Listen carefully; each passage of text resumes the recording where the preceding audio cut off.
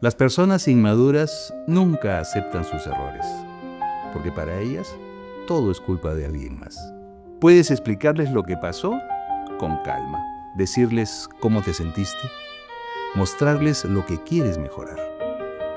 Y aún así se defienden, se victimizan, te dan la vuelta al problema, hasta hacerte sentir que tú eres quien exagera.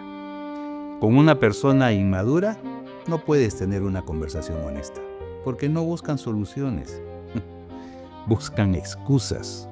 Necesitan tener la razón, aunque eso signifique lastimar o invalidar al otro.